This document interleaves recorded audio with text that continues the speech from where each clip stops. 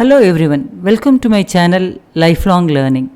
இன்னைக்கு நம்ம வீடியோவில் creating a table in MySQL using PHP பார்க்க போகிறோம். அந்த ஸ்டெப்ஸ் பார்க்குறதுக்கு முன்னாடி ஒரு சின்ன intro on PHP and MySQL. PHP is a language, very flexible language. நம்ம வெப் அப்ளிகேஷன்ஸ் டெவலப் பண்ணும்போது we may need to connect to different databases. So அந்த டேட்டாபேஸஸை கனெக்ட் பண்ணுறதுக்காக we can use PHP. So என்னென்ன டேட்டாபேஸஸோடு கனெக்ட் பண்ணிக்கலாம் அப்படின்னா எல்லா commercial and all free to use எல்லா டேட்டாபேஸ் கூடவும் PHP கனெக்ட் ஆகிக்கும். அதில் மெயினாக பார்த்திங்கன்னா MySQL அப்படிங்கிறது ரொம்ப most commonly used database. So it is the open source free to use relational database management system. இது ஃபாஸ்ட்டு, சிம்பிள் அண்ட் ஹைலி ஸ்கேலபிளாக இருக்கிறதுனால நம்ம சின்ன சின்ன அப்ளிகேஷன்ஸ்க்கும் யூஸ் பண்ணிக்கலாம். ஒரு ஹியூஜ் பிஸ்னஸ் அப்ளிகேஷன்ஸ்க்கும் நம்ம MySQL யூஸ் பண்ணிக்கலாம். யூஸ் பண்ணுறதுக்கு நம்மளுக்கு சாஃப்ட்வேர் ரெக்யர்மெண்ட் என்னென்ன அப்படின்னா we need to have a text editor. So it can be anything, Notepad, Visual Studio Code, Notepad++, Sublime Text. அதே போல் we need to have a web server. ஏன்னா ஒரு database and connectivity அப்படின்னு வரும்போது இது back end தான். அப்போ இந்த web server நம்மளால் அஃபோர்ட் பண்ண முடியாதுங்கிறதுனால we can go for a local server like WAMP, XAMPP, LAMP. ஒவ்வொரு ஆப்ரேட்டிங் சிஸ்டம் தகுந்த மாதிரி இந்த லோக்கல் சர்வர் மாறும். LAMP வந்து பார்த்திங்கன்னா லினக்ஸ் ஆப்ரேட்டிங் சிஸ்டத்துக்கு, these two are for Windows operating system. W அப்படின்னா இட்ஸ் அ விண்டோஸ், ஏங்கிறது அப்பாச்சி, எம்ங்கிறது MySQL, P is for PHP. அப்போ இந்த WAMPங்கிறது ஒரு software stack. This will act as a virtual server running on a local computer. இந்த Apache சர்வரோட purpose என்ன அப்படின்னா it serves the web pages. MySQL இப்போ சொன்ன மாதிரி டேட்டாபேஸ் மேனேஜ்மெண்ட் சிஸ்டம், சைட்டோட கண்டென்ட் நம்ம அதில் தான் போட்டு வச்சுருப்போம். PHPங்கிறது programming language that runs in Apache and communicate with MySQL. There are 3 different ways of connecting PHP with MySQL. பார்த்திங்கன்னா PHP 5 and later versionsல we can use any one of this method. MySQLi, object oriented or procedural, and then you can have PDO, PHP data objects. Each has got its own advantage and disadvantage. Now we are going to see MySQLi procedural code. Table creation step பார்த்திங்கன்னா we have to establish the database connection. So before we start using the database, we have to establish the connection between the database and PHP. Then you can create a query. இப்போ table create பண்ணுறதுக்கு we can have a create table query, அதை construct பண்ணணும். Then we can execute the query execute பண்ணிவிட்டு we can write queries to insert data into the table and execute them. After all the work is completed, we have to close the database connection. கனெக்ஷனை establish பண்ணுறதுக்கு நம்மளுக்கு 4 வேரியபிள்ஸ்க்கு value தெரியணும். சர்வரோட name என்ன, user என்ன, password, அந்த server யூசரோடுக்கு பாஸ்வேர்டு என்ன, and what is the database you are going to connect to. இதை நம்ம ஸ்பெசிஃபை பண்ணிவிட்டு then we have to use is command MySQLi connect server, user, password and database. This command will return a value in this variable $connection. It may be successful connection or it is an unsuccessful connection. அதை verify பண்ணுறதுக்காக we are using a if condition. If that connection is not successful அப்படின்னா we are giving a die command. This is nothing but an alias for an exit. So this will display the message connection failed போட்டுட்டு என்ன ரீசனால் fail ஆகிருக்குங்கிறத எரரை display பண்ணிவிட்டு then it will exit from the PHP script. The next step is creating a table. அதுக்கு we are writing a query. So $SQL எல்லாத்துக்கும் தெரியும், all the variables in PHP should be preceded by a dollar symbol. So we are having a create command, create table, name of the table, and then within parenthesis என்னென்ன columns இருக்கோ அதை நம்ம specify பண்ண போகிறோம். You can say ஃபீல்டுன்னு சொல்லலாம், காலம் சொல்லலாம். இந்த எக்ஸாம்பிளில் we are going to have 4 columns, ID, first name, last name, email. காலம் நேம் ஸ்பெசிஃபை பண்ணதுக்கப்புறம் we have to specify the data type, integer, varchar அப்படின்னு கொடுத்துருக்கோம். And then you can have some more attributes, unsigned, auto increment, primary key, not null அப்படிங்கிற மாதிரி நிறைய attributes specify பண்ணிக்கலாம். not null அப்படின்னா this field வந்து should not be null. So null values are not allowed for this particular columns. First name last name வந்து நல்லா இருக்க முடியாது. இமெயில் வந்து இட் கேன் பி நல், ஏன்னா நம்ம இந்த இடத்துல நாட் நல் நம்ம ஸ்பெசிஃபை பண்ணலை. Then you can also specify default. Values கொடுக்காமல் இருக்கும்போது எந்த வேல்யூவை ஆட் பண்ணணுங்கிறது டிஃபால்ட்டு. அன்சைன்டு எதுக்கு அப்படின்னா இந்த நம்பரை வந்து பாசிட்டிவ் நம்பர்ஸ் அண்ட் 0 மட்டும்தான் இங்கே அசைன் ஆகணும். ஆட்டோ இன்க்ரிமெண்ட் எதுக்கு? MySQL automatically increases the value of this particular field by 1. நாம் வந்து வேல்யூலாம் ஸ்பெசிஃபை பண்ண வேண்டாம், அதுவே ஆட்டோமேட்டிக்காக இன்க்ரிமெண்ட் ஆகிக்கும். Each and every time a new record is added. Primary key ரொம்ப important concept. This is uniquely identify a particular row in the table. So யூஸ்வலாகவே இந்த ப்ரைமரி கீ வந்து பார்த்திங்கன்னா நம்ம ஐடி தான் நம்ம ப்ரைமரி கீயாக கொடுத்துருப்போம். And it will be automatically incremented. So யூனிக்காக தான் இருக்கும் அது. So each table should have a unique key column which is a primary key to identify the records uniquely. Once you have set up the query, we are executing the query using MySQL query. இதில் பார்த்திங்கன்னா இதுக்கு முன்னாடி establish பண்ண connection and then query, இதை ரெண்டு தான் நம்ம பேராமீட்டராக pass பண்ணுறோம். So MySQL query will return a false value if the query is not executed correctly. அதுக்காக நம்ம இங்கே செக் பண்ணுறோம். நம்ம if it is true போது table created successfully, false வரும்போது error creating a table, and then what is the error. So when you are executing that, suppose you are giving a selection அப்படிங்கும்போது this will return a buffered set of records, and this is the syntax for insertion query. Insert into table name, what are the fields you want to insert. இப்போ எல்லா ஃபீல்ட்ஸுமே நம்ம கொடுக்க போகிறோம் அப்படின்னா நம்ம இந்த open and close பேரான்டிசிஸ் கொடுக்க வேண்டியதில்லை. சப்போஸ் ஸ்பெசிஃபிக்கான த்ரீ காலம்ஸ்க்கு மட்டும்தான் நம்ம வேல்யூஸ் கொடுக்குறோம் அப்படின்னா you have to specify this. And what are the values? So corresponding value 1 will be stored இன் காலம் 1, வேல்யூ 2 வில் பி ஸ்டோர்ட் இன் காலம் 2, எக்ஸெட்ரா. இந்த query-யை எஸ்டாப்ளிஷ் பண்ணும்போது we have to be careful. You have to give a quotation mark in PHP. And then string valuesku you have to give a quotation mark. Numeric valuesku quotation கொடுக்க வேண்டாம். null அப்படிங்கிற வேர்டையும் நம்ம code பண்ண வேண்டியதில்லை. So this is an example for insertion data. Insert into employee, we are inserting only 3 columns, first name, last name, email. ஏன்னா ID வந்து automatically incremented by MySQL. And what are the values we want to put? John will be stored in first name, Doe will be stored in last name, and this mail ID will be stored in this email. So query-யை நம்ம create பண்ணிட்டு we are executing the query. If MySQL query connection and the query name. இப்போ இதுக்கு முன்னாடி பார்த்த மாதிரி தான் நம்மளுக்கு எந்த query-யாக இருந்தாலும் we have to give MySQL query.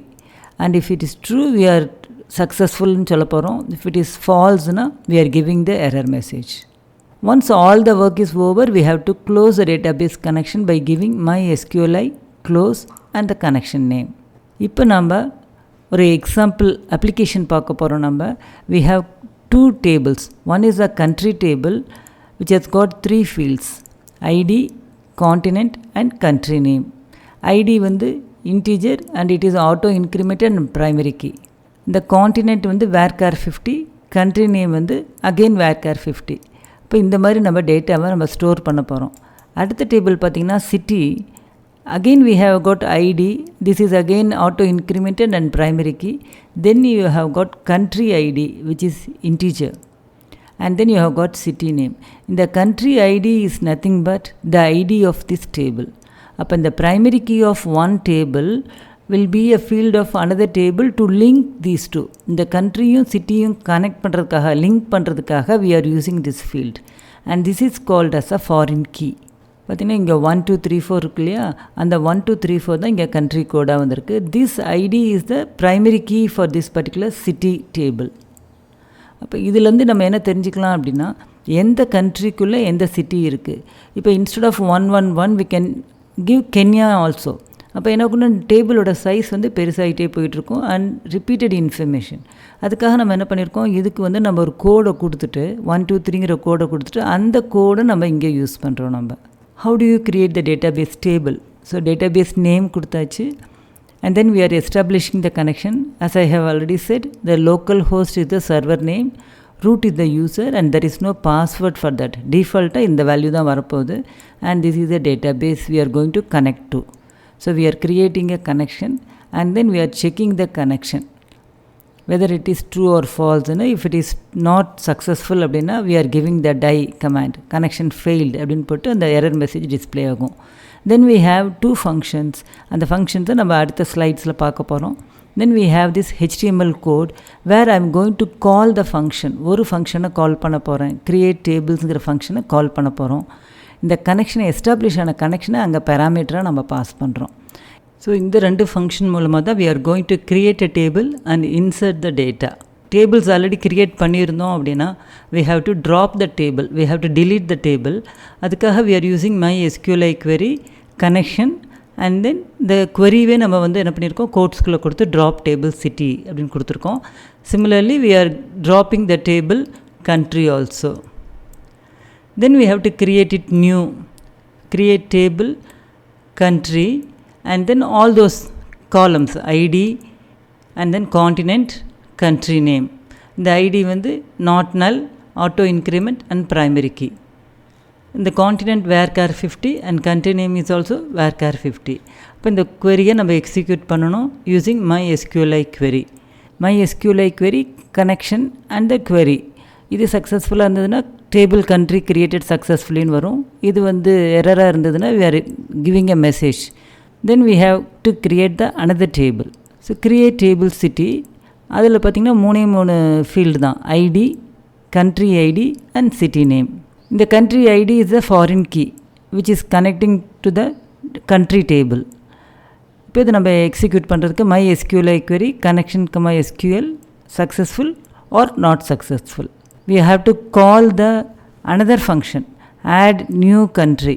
இந்த இடத்துல பார்த்திங்கன்னா connection and then we are giving the information. என்னென்ன இருக்குது, what is the continent, what is the country and அந்த கண்ட்ரிக்குள்ளே என்னென்ன cities இருக்குது அப்படிங்கிறது.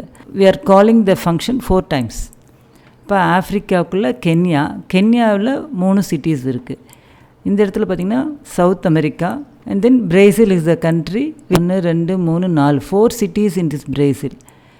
USA-க்குள்ளே again we have got 4 cities. then north அமெரிக்காவில் கனடாங்கிற கண்ட்ரி, அதில் we have got 3 cities. So I am going to call this function. So we will see how this function is written. இப்போ இதில் எவ்வளோ parameters இருக்குது அப்படின்னா this is one parameter, argument 1 2 3 and the whole thing, the arrayங்கிறது பார்த்திங்கன்னா 4வது parameter. இப்போ my function should be like this. This is a connection and then continent name, country name, then we have got an array of cities. இப்போ first இந்த காண்டினென்ட்டையும் country நேமையும் நம்ம add பண்ண போகிறோம். அதுக்கு I am creating a insert query. Insert into country this continent and country name, this is the column name. அதுக்கு என்ன வேல்யூஸ் நம்ம கொடுக்க போகிறோம், இந்த continent and the country name நம்ம இன்சர்ட் பண்ண போகிறோம். So I have created the query and then I am executing that query. சக்ஸஸ்ஃபுல்லாக இருந்ததுன்னா ரெக்கார்ட் இன்சர்ட்டட் சக்ஸஸ்ஃபுல்லின்னு போட போகிறோம். எரராக இருந்ததுன்னா we are giving error message. Foreign key நம்மளுக்கு வேணும் இல்லைங்களா, அந்த கண்ட்ரி ஐடி, அந்த என்ன ஐடியை இன்சர்ட் பண்ணியிருக்கோம் அப்படிங்கிறதுக்காக MySQL insert ID and that connection name. அப்போ அது லாஸ்ட் ரெக்கார்டு இன்சர்ட் ஆன ரெக்கார்டோட ID will be returned here and it will be stored in country ID. இதை தான் நம்ம செகண்ட் டேபிளில் நம்ம ஸ்டோர் பண்ண போகிறோம்.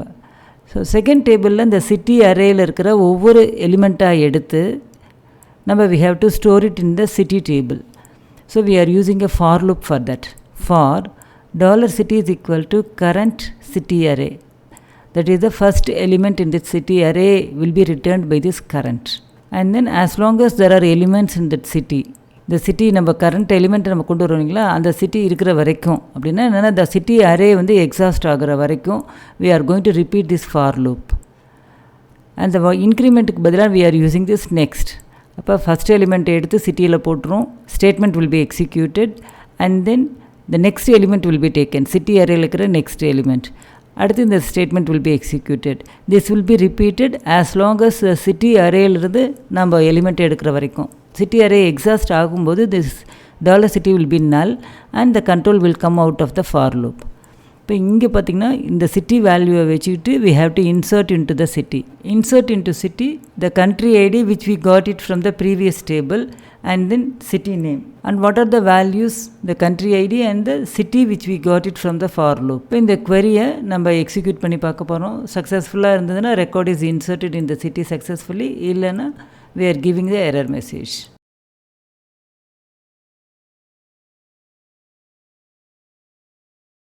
இந்த சி ட்ரைவில் இருக்கிற ஃபைல்ஸ் எல்லாம் இங்கே வந்திருக்கு. சியில் got வேம்ப்னு ஒரு ஃபோல்டர் இருக்குது, வேம்ப்புக்குள்ளே wwன்னு ஒரு ஃபோல்டர் இருக்குது. ஸோ இதில் இருக்க 3 ஃபோல்டர்ஸ் தான் நம்மளுக்கு இங்கே தெரியுது. ஸோ ப்ரௌசரில் இது ஓப்பன் ஆகிருக்கு லோக்கல் ஹோஸ்ட்னு. இப்போ என்னுடைய ப்ரோக்ராம் வந்து நியூக்குள்ளே இருக்குது table query. So I'm just selecting that. இப்போ இது எக்ஸிக்யூட் ஆகிருக்கு. பார்த்திங்கன்னா table country created successfully, city created successfully, adding records. இப்போ ஃபஸ்ட்டு கண்ட்ரிக்குள்ளே 3 சிட்டிஸ் கொடுத்துருக்கோம், அடுத்த கண்ட்ரியில் 4 சிட்டிஸ் இந்த மாதிரி இருக்குது. அதுக்கு முன்னாடி வில் see the program.